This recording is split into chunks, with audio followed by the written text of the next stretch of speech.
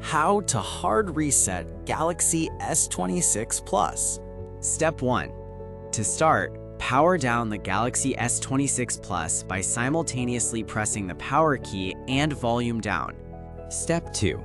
Next, connect the smartphone to your computer using a USB-C cable, and then simultaneously press and hold the power button and volume up.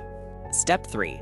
Once recovery mode appears on the screen, navigate using the volume buttons to select Wipe Data/Factory Reset and press the power button to confirm. Further guide is available in the description below.